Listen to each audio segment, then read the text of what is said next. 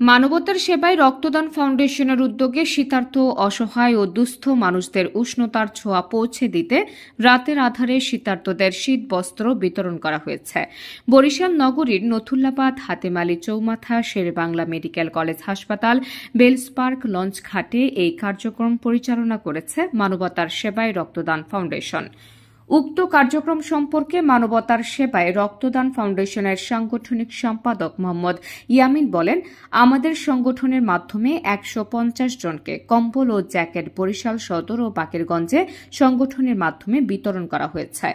উল্লেখ্য, মানবতার সেবায় রক্তদান ফাউন্ডেশন বিভিন্ন সমাজ উন্নয়নমূলক কাজ পরিচালনা করে আসছে, যার মধ্যে বিনামূল্যে রক্তের গ্রুপ নির্ণয় কর্মসূচি, বৃক্ষরোপণ কর্মসূচি, রক্তদান, বর্ণাঢ্য মানুষের জন্য ত্রাণ সামগ্রী বিতরণ, অসহায় হতদরিদ্র ও সুবিধা বঞ্চিতদের মাঝে খাদ্য সামগ্রী অন্যতম।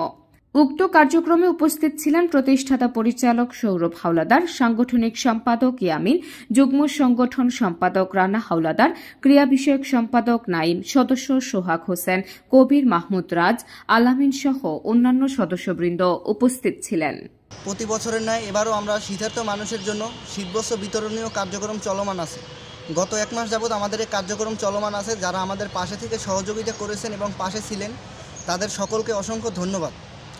এখন পর্যন্ত আমাদের 150 পিসের মতো কম্বল দেওয়া হয়েছে এবং সোয়েটার দেওয়া হয়েছে শীতের। বাকেরগঞ্জ এবং বরিশালের বিভিন্ন জায়গায়, বাকেরগঞ্জ প্রতিটা উপজেলা এবং বরিশালের বিভিন্ন ওয়ার্ডে ঘুরে ঘুরে আমাদের কার্যক্রম চলমান আছে এবং রাতের আধারেও আমাদের স্বেচ্ছাসেবীরা নিরলসভাবে পরিশ্রম করে কার্যক্রম চালিয়ে যাচ্ছে। সকলে আমাদের জন্য দোয়া করবেন। যারা আমাদের সার্বিক সহযোগিতা করেছেন তাদের সকলকে অসংখ্য ধন্যবাদ। এভাবেই পাশে থাকবেন এবং আমাদের সাপোর্ট দেবেন। নাহার নিশি, সিএন বাংলা, ডেস্ক রিপোর্ট।